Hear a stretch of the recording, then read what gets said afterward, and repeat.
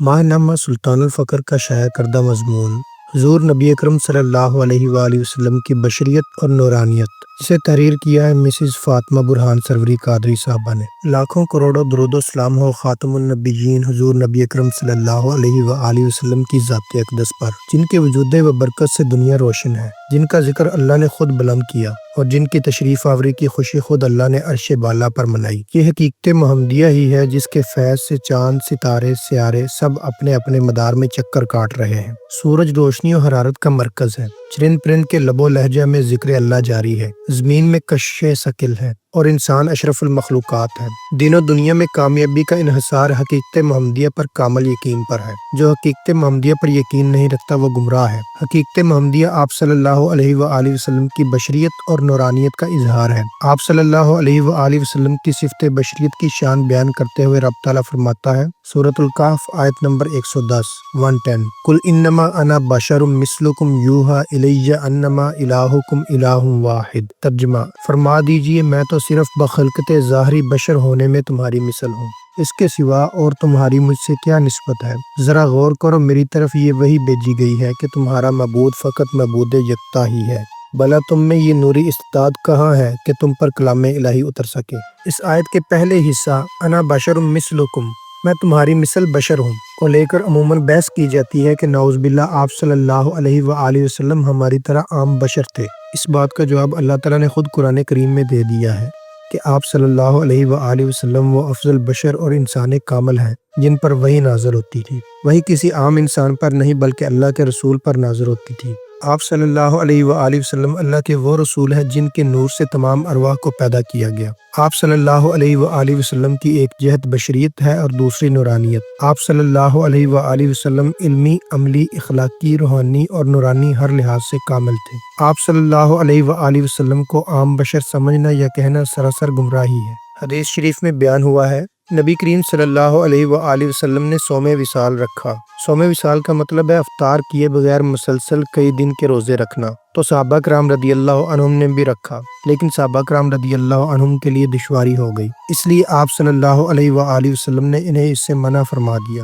صحابہ کرام رضی اللہ عنہم نے اس پر عرض کی کہ آپ صلی اللہ علیہ وآلہ وسلم تو صوم وصال رکھتے ہیں۔ اس پر حضرت صلی اللہ علیہ وآلہ وسلم نے فرمایا، میں تمہاری طرح نہیں ہوں، میں تو برابر کھلایا پلایا جاتا ہوں۔ بحوالہ صحیح بخاری حدیث نمبر 1922 اللہ تعالیٰ نے آپ صلی اللہ علیہ وآلہ وسلم کو ساری انسانیت کے لیے ہدایت بنا کر بھیجا، اور جس لباس میں بھیجا وہ بشری، اور اس بشری لباس میں کیوں بھیجا؟ اس کی وجہ قرآن کریم میں موجود ہے۔ اللہ سورۃ بنی اسرائیل کی آیت نمبر 95 میں فرماتا ہے، قُل لَوْ كَانَ فِي الْأَرْضِ مَلَائِكَةٌ يَمْشُونَ مُطْمَئِنِّينَ لَنَزَّلْنَا عَلَيْهِم مِّنَ السَّمَاءِ مَلَكًا رَّسُولًا۔ فرما دیجئے اگر زمین میں انسانوں کی بجائے فرشتے چلتے پھرتے سکونت پذیر ہوتے تو یقیناً ہم بھی ان پر آسمان سے کسی فرشتہ کو رسول بنا کر اتارتے۔ کتاب شان مصطفیٰ بزبان مصطفیٰ صلی اللہ علیہ وآلہ وسلم میں خوبصورتی کے ساتھ آپ صلی اللہ علیہ وآلہ وسلم کی صفت بشریت کی شان بیان کی گئی ہے۔ مصنف لکھتے ہیں، اللہ نے آپ صلی اللہ علیہ وآلہ وسلم کو انا بشر مثلکم فرمانے کا حکم اس لیے دیا کہ حسن یوسف علیہ السلام کو دیکھ کر عورتوں نے ان کی بشریت کا انکار کر دیا تھا۔ آپ صلی اللہ علیہ وآلہ وسلم تو حضرت یوسف علیہ السلام کے بھی امام ہیں۔ آپ صلی اللہ علیہ وآلہ وسلم کا نام سن کر عرب کے مرد گردنیں کٹائیں گے، اس لیے وہ کہیں آپ صلی اللہ علیہ وآلہ وسلم کو کچھ اور نہ کہنا شروع کر دیں، لہٰذا آپ صلی اللہ علیہ وآلہ وسلم فرما دے انا بشر مثلکم۔ حضرت عیسیٰ علیہ السلام نے مردے زندہ کیے تو عیسائیوں نے انہیں خدا کہنا شروع کر دیا۔ اے حبیب صلی اللہ علیہ وآلہ وسلم، آپ صلی اللہ علیہ وآلہ وسلم تو پتھروں اور درختوں میں جان ڈال دیں گے، کہیں لوگ آپ صلی اللہ علیہ وآلہ وسلم کے متعلق یہ نہ کہہ دیں، اس لیے فرما دیں انا بشر مثلکم۔ حضرت ابراہیم علیہ السلام نے نمرود سے مناظرہ کیا تو فرمایا، اگر تو خدا ہے تو سورج مغرب سے نکال۔ لوگوں کے ذہن میں یہ بات آئی کہ شاید جو مغرب سے سورج نکالے اسے خدا کہا جا سکتا ہے، تو اللہ نے فرمایا، اے محبوب آپ صلی اللہ علیہ وآلہ وسلم تو علی رضی اللہ عنہ کی نماز کے لیے مغرب سے سورج نکال دیں گے، کہیں لوگ شک میں نہ پڑ جائیں، لہٰذا کہہ دیں انا بشر مثلکم۔ آپ صلی اللہ علیہ وآلہ وسلم ایک جگہ فرماتے ہیں انا بشر مثلکم، اور دوسری جگہ مومنین سے فرماتے ہیں ایکم مثلی، تم میں میری مثل کون ہو سکتا ہے؟ ایک آپ صلی اللہ علیہ وآلہ وسلم کی شان عبدیت تھی اور دوسری ربوبیت، یہ دونوں رخ یا جہتیں انسان کامل کی صفات ہیں۔ حضور نبی اکرم صلی اللہ علیہ وآلہ وسلم سے جو سچی محبت کرتا ہے اس کے لیے انتہائی رنج کا باعث ہے کہ کوئی انا بشر مثلکم آیت کو غلط مانی دے۔ آپ صلی اللہ علیہ وآلہ وسلم کی مثل کوئی کیسے ہو سکتا ہے؟ حضور نبی اکرم صلی اللہ علیہ وآلہ وسلم کے جسم اطہر کا سایہ نہ تھا۔ یہ اس بات کا ثبوت ہے کہ آپ صلی اللہ علیہ وآلہ وسلم کا وجود مبارک اتنا نورانی اور لطیف تھا کہ سورج کی شعاعیں گزر جاتی۔ آپ علیہ الصلوۃ والسلام کا نور آپ علیہ الصلوۃ والسلام کی بشریت پر غالب آ کر بشریت کو بھی نور بنا چکا تھا۔ حضور نبی اکرم صلی اللہ علیہ وآلہ وسلم کے جسم اطہر پر کبھی مکھی نہیں بیٹھی تھی۔ آپ علیہ الصلوۃ والسلام نے انگلی کے اشارے سے چاند کے 2 ٹکڑے کر دیے، سورج کو واپس موڑ دیا۔ آپ علیہ الصلوۃ والسلام کی پوری زندگی اس بات کی دلیل ہے کہ آپ صلی اللہ علیہ وآلہ وسلم افضل البشر اور اللہ کے رسول ہے۔ جس کسی کو آپ علیہ الصلوۃ والسلام سے نسبت حاصل ہو جائے وہ معتبر، پاکیزہ اور بلند رتبے والا ہو جاتا ہے۔ جس عورت کا حضور علیہ الصلوۃ والسلام سے نسبت ہو گئی انہیں سب سے بہترین عورت ام المومنین قرار دے دیا گیا۔ جس امت کو آپ علیہ الصلوۃ والسلام سے نسبت ہو گئی وہ خیر القرون ہو گئی۔ جس کتاب کو حضور علیہ الصلوۃ والسلام سے نسبت ہو گئی وہ تمام کتابوں سے افضل۔ جب آپ علیہ الصلوۃ والسلام کی نسبت ایک عام سی چیز کو افضل بنا دیتی ہے تو سرکار صلی اللہ علیہ وآلہ وسلم کی اپنی ذات کی فضیلت کا اندازہ کون کر سکتا ہے؟ آپ علیہ الصلوۃ والسلام کی بشریت کی مثال کوئی بشر کیسے دے سکتا ہے؟ ہماری بشریت کثافت والی، نبی صلی اللہ علیہ وآلہ وسلم کی بشریت لطافت والی، ہماری بشریت بھٹکنے والی، حضور علیہ الصلوۃ والسلام کی بشریت راہ راست پر لانے والی، ہماری بشریت کے پسینے سے بدبو پھیلے، حضور علیہ الصلوۃ والسلام کے پسینہ مبارک سے خوشبو پھیلے۔ بقول شاعر، مثال مصطفیٰ کوئی پیغمبر ہو نہیں سکتا، ستارہ لاکھ چمکے مہر انور ہو نہیں سکتا، حقیقت محمد دی پا کوئی نہیں سکدا، بشر عرش تو پار جا کوئی نہیں سکدا۔ مسلم شریف کی حدیث ہے، حضرت ابن عمر رضی اللہ عنہ فرماتے ہیں حضور نبی اکرم صلی اللہ علیہ وآلہ وسلم نے فرمایا بیٹھ کر نماز پڑھنے سے آدھا ثواب ہے۔ فرماتے ہیں میں نے دیکھا کہ حضور خود بیٹھ کر نماز پڑھ رہے ہیں۔ میں نے عرض کیا حضور ہمیں تو آپ صلی اللہ علیہ وآلہ وسلم نے فرمایا بیٹھ کر نماز پڑھنے سے آدھا ثواب ملتا ہے اور خود بیٹھ کر پڑھ رہے ہیں۔ فرمایا ہاں لیکن میں تم جیسا تو نہیں ہوں، چاہے کھڑے ہو کر پڑھوں یا بیٹھ کر میرے ثواب میں کمی نہیں آتی۔ صحیح بخاری کی حدیث نمبر 1147 ہے 1147۔ ام المومنین حضرت عائشہ صدیقہ رضی اللہ عنہا فرماتی ہیں میں نے عرض کیا یا رسول اللہ صلی اللہ علیہ وآلہ وسلم، آپ صلی اللہ علیہ وآلہ وسلم وتر پڑھنے سے پہلے ہی سو جاتے ہیں۔ اس پر آپ صلی اللہ علیہ وآلہ وسلم نے فرمایا عائشہ میری آنکھیں سوتی ہیں لیکن میرا دل نہیں سوتا۔ حضرت ابو ہریرہ رضی اللہ عنہ فرماتے ہیں کہ رسول نبی اکرم صلی اللہ علیہ وآلہ وسلم نے فرمایا کیا تم یہی دیکھتے ہو کہ میرا منہ ادھر ہے؟ اللہ تعالیٰ کی قسم مجھ سے تمہارے دلوں کی حالت اور ان کا خشوع و خضوع پوشیدہ نہیں۔ اللہ کی قسم مجھ سے تمہارے دلوں کی حالت اور ان کا خشوع و خضوع پوشیدہ ہے، نہ تمہارے ظاہری حالت کے رکوع۔ میں تمہیں اپنی پشت پیچھے سے بھی اس طرح دیکھتا ہوں جیسے اپنے سامنے سے دیکھتا ہوں۔ یہ حدیث متفق علیہ ہے۔ حضور علیہ الصلوۃ والسلام کے ہر عالم میں مختلف لباس۔ عالم یہود اللہ تعالیٰ نے جب احدیت سے نکل کر کثرت میں ظہور کا ارادہ فرمایا تو تعینات میں نزول فرمایا۔ نزول کا سب سے پہلا درجہ اور تعین اول جسے ذات کا ظہور اول بھی کہتے ہیں، جہاں ذات احد نور محمدی کی صورت میں ظاہر ہوئی، یعنی اس عالم میں اللہ تعالیٰ کی ذات حقیقت محمدیہ یا میم احمدی کا نقاب اوڑھ کر ظاہر ہوئی۔ یہ عالم یہود ہے جہاں نور محمدی نور الہی سے ظاہر ہوا تھا۔ بیان کی جانے والی احادیث مبارکہ میں حقیقت محمدیہ کی طرف اشارہ ہے۔ اول ما خلق اللہ نوری، ترجمہ اللہ تعالیٰ نے سب سے پہلے میرے نور کو پیدا کیا۔ انا من نور اللہ تعالی و کل خلائق من نوری، ترجمہ میں اللہ تعالیٰ کے نور سے ہوں اور تمام مخلوق میرے نور سے ہے۔ اول ما خلق اللہ روحی، ترجمہ سب سے پہلے اللہ نے میری روح کو پیدا فرمایا۔ قرآن کریم میں ارشاد باری تعالیٰ ہے سورۃ الفتح آیت نمبر 10، ان الذین یبایعونک انما یبایعون اللہ ید اللہ فوق ایدیہم، ترجمہ اے نبی صلی اللہ علیہ وآلہ وسلم جو لوگ آپ کے ہاتھ پر بیعت کرتے ہیں وہ دراصل اللہ کے ہاتھ پر بیعت کرتے ہیں اور ان لوگوں کے ہاتھوں پر اللہ کا ہاتھ ہے۔ عالم لاہوت، اس عالم میں نور محمدی روح قدسی کی صورت میں ظاہر ہوا۔ اصل روح قدسی یا روح محمد ہے جسے ہر عالم میں اس عالم کا لباس پہنا کر پہنچایا گیا۔ اس مرتبہ کے متعلق قرآن پاک میں ارشاد ہوا وَنَفَخْتُ فِيهِ مِن رُوحِي، سورۃ الحجر آیت نمبر 29 اور میں نے اس میں اپنی روح پھونکی۔ سورۃ المجادلہ کی آیت نمبر 22 میں ارشاد باری تعالیٰ ہے وَأَيَّدْنَاهُ بِرُوحٍ مِّنْهُ، ترجمہ ان کی مدد اپنی روح سے کی۔ نور محمد کو ہی اللہ کی روح کہنا حق ہے کہ روح ذات سے جدا ہو کر بھی جدا نہیں ہوتی، اور نور محمد نور الہی سے جدا ہو کر بھی جدا نہیں۔ عالم جبروت روح قدسی جو غیر مخلوق نور الہی نور محمدی ہے، اس غیر مخلوق روح قدسی کو جبروتی لباس پہنا کر روح سلطانی کے پردے کی صورت عالم جبروت میں اتارا گیا، یعنی نور محمد کا عالم جبروت میں لباس روح سلطانی ہے۔ عالم ملکوت میں نور محمد روح سرانی یا روح روحانی کی صورت میں ظاہر ہوا۔ عالم ناسوت نور محمد جو پہلے روح قدسی کی صورت میں ظاہر ہوا، پھر روح سلطانی اور پھر روح سرانی کی صورت میں ظاہر ہوا۔ عالم ناسوت میں روح سرانی روح جسمانی یا حیوانی کا پرت ڈال کر عنصری جسمانی صورت میں مخلوق میں ظاہر ہوئی۔ حاصل کلام یہ ہے کہ ہر عالم میں آپ صلی اللہ علیہ وآلہ وسلم کے مختلف لباس ہیں، اور عالم ناسوت میں آپ صلی اللہ علیہ وآلہ وسلم انسان کامل یا افضل البشر کی صورت میں ظاہر ہوئے۔ انسان کامل حضور علیہ الصلوۃ والسلام پر اللہ تعالیٰ نے کتاب نازل کی۔ آپ صلی اللہ علیہ وآلہ وسلم کو اللہ نے خوشخبری سنانے والا اور ہدایت کی طرف بلانے والا بنا کر بھیجا۔ جنہوں نے آپ علیہ الصلوۃ والسلام کے صرف بشری لباس کو دیکھا اور کبھی آپ صلی اللہ علیہ وآلہ وسلم کی حقیقت محمدیہ سے واقف نہ ہوئے، انہوں نے بشر کو دیکھا، نور کو نہیں۔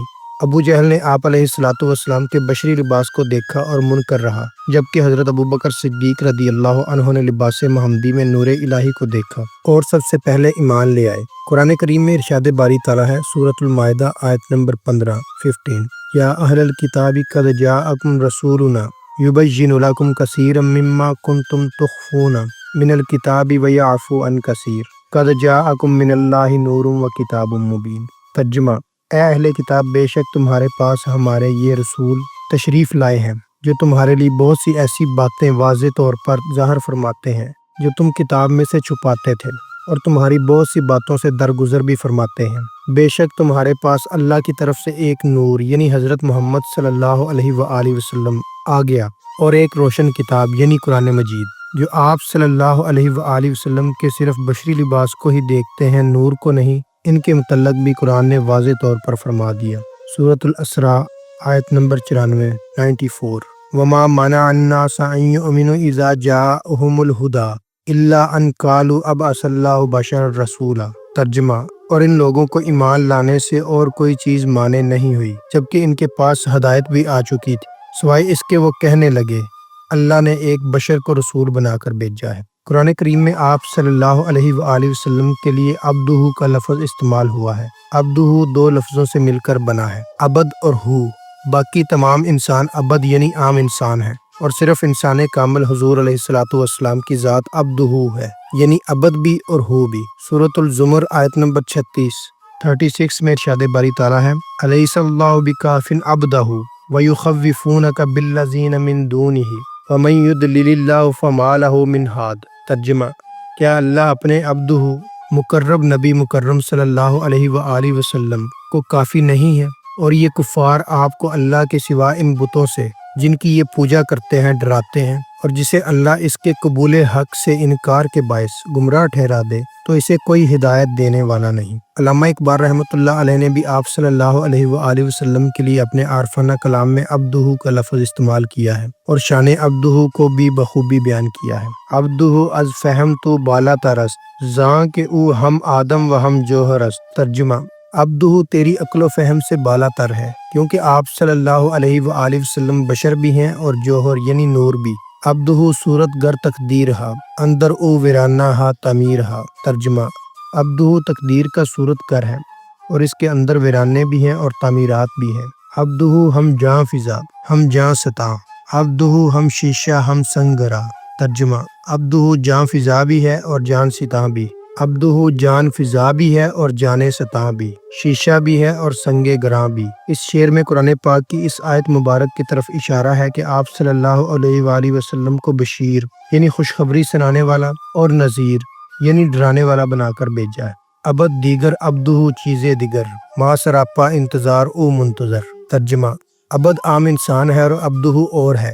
عبد اور عبدہ میں فرق یہ ہے کہ عبد خدا کی توجہ کا منتظر رہتا ہے، جبکہ عبدہ کی شان یہ ہے کہ خود خدا یہ دیکھتا ہے کہ میرا عبدہ کیا چاہتا ہے۔ عبدہ با ابتدائے بے انتہاس، عبدہ رات صبح و شام ما کجاس۔ ترجمہ عبدہ کی ابتدا تو ہے لیکن اس کی انتہا نہیں ہے۔ عبدہ کی صبح شام زمانہ ہماری طرح نہیں ہے۔ گویا حضور اکرم صلی اللہ علیہ وآلہ وسلم کی ابتدا تعین اول تو ہے کہ آپ صلی اللہ علیہ وآلہ وسلم کے نور کا سب سے پہلے ظہور ہوا، اور آپ صلی اللہ علیہ وآلہ وسلم چونکہ نور خدا کا ظہور ہے، اس لیے آپ صلی اللہ علیہ وآلہ وسلم نور حق کی طرح لا انتہا ہے۔ مدعا پیدا نہ گردد زیں دو بیت تا نہ بینی از مقام ما رمیت۔ ترجمہ: جب تک تو عبدہ کو مقام ما رمیتا سے نہ سمجھے گا تب تک حقیقت حال تجھ پر منکشف نہ ہوگی۔ جنگ بدر میں آپ صلی اللہ علیہ وآلہ وسلم نے کفار کی طرف کنکریاں پھینکی، جس سے کفار کی فوج بھاگ کھڑی ہوئی۔ قرآن کریم میں اس واقعہ کو یوں بیان کیا گیا ہے، سورۃ الانفال آیت نمبر 17 وما رمیت اذ رمیت ولکن اللہ رمی۔ ترجمہ: اے محبوب صلی اللہ علیہ وآلہ وسلم، یہ کنکریاں آپ نے نہیں بلکہ اللہ نے پھینکی ہیں۔ حقیقت محمدیہ حقیقت عبدہ ہے۔ عبدہ عبودیت اور ربوبیت کا اظہار ہے۔ علامہ ابن عربی انسان کامل کی اسی شان عبدہ کے متعلق فصوص الحکم والایقان میں فرماتے ہیں، انسان کامل کی حقیقت ربوبیت و عبودیت کی جامع ہے۔ ذات ایک ہے، اس کی شانیں دو ہیں، ایک شان کا نام عبودیت ہے اور دوسری شان کا نام ربوبیت ہے۔ مقام عبدہ کے بارے میں میرۃ العارفین میں درج ہے، جہاں عبد رب کی صفات سے موتصف اور رب عبد کی صفات سے موتصف ہے۔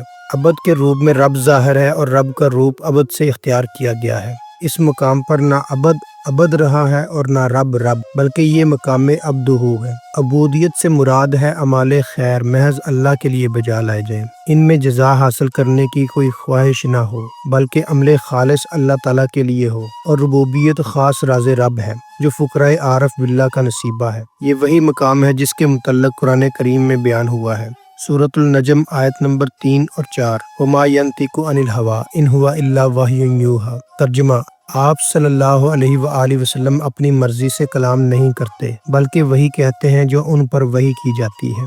سامعین کرام، حاصل بحث یہ ہے کہ آپ صلی اللہ علیہ وآلہ وسلم بشر کے روپ میں نور ہیں۔ آپ صلی اللہ علیہ وآلہ وسلم کا جسم اطہر تجلیات نورانی کا مظہر ہے۔ اللہ تعالیٰ نے بھی اپنے محبوب کو قرآن مجید میں کبھی سراج منیر، کبھی النجم، کبھی الشمس اور کبھی القمر کے نام سے یاد فرمایا ہے۔ یہ تمام تشبیہات آپ صلی اللہ علیہ وآلہ وسلم کی نورانیت کو ظاہر فرما رہی ہے۔ سلطان العاشقین حضرت سخی سلطان محمد نجیب الرحمن مجد اللہ الاقدس اپنی تصنیف لطیف حقیقت محمدیہ میں لکھتے ہیں، سرکار دو جہاں حضرت محمد مصطفیٰ صلی اللہ علیہ وآلہ وسلم اس عالم رنگ و بو میں انسان کامل کا لباس پہن کر تشریف لائے۔ آپ صلی اللہ علیہ وآلہ وسلم صورت میں بشر ہیں اور حقیقت میں نور، شفاف بشریت بھی بے مثل ہے اور اتنی لطیف ہے کہ آپ صلی اللہ علیہ وآلہ وسلم کا سایہ تک نہیں ہے۔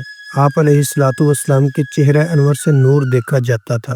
حضور نبی اکرم صلی اللہ علیہ وآلہ وسلم کا جسم اطہر بھی نور، اولاد بھی نور ہے۔ اس لیے ہے کہ آپ رضی اللہ عنہ کے نکاح میں حضور علیہ الصلوۃ والسلام کی دو صاحبزادیاں سیدہ رقیہ رضی اللہ عنہا اور ام کلثوم رضی اللہ عنہا یکے بعد دیگرے آئیں۔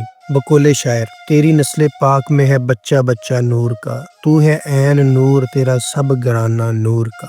حضرت جابر بن سمرہ رضی اللہ عنہ کا بیان ہے، میں نے رسول اللہ صلی اللہ علیہ وآلہ وسلم کو ایک مرتبہ چاندنی رات میں دیکھا۔ میں ایک مرتبہ چاند کی طرف دیکھتا اور ایک مرتبہ آپ صلی اللہ علیہ وآلہ وسلم کا چہرہ انور دیکھتا تو مجھے آپ صلی اللہ علیہ وآلہ وسلم کا چہرہ چاند سے بھی زیادہ خوبصورت نظر آتا۔ سیرت مصطفیٰ حدیث نمبر 518، سیرت مصطفیٰ 568۔ جس سے تاریک دل جگمگانے لگے، اس چمک والی رنگت پہ لاکھوں سلام۔ اللہ پاک سے دعا ہے کہ وہ ہمیں حقیقت محمدیہ کی معرفت عطا فرمائے اور ماہ ربیع الاول کی برکتوں کے صدقے ہمارے گناہوں کو بخش کر اپنے مقربین میں شامل کر لے، آمین۔ شعور آدمیت ناز کر اس ذات پر، تیری عظمت کا باعث ہے محمد کا بشر ہونا۔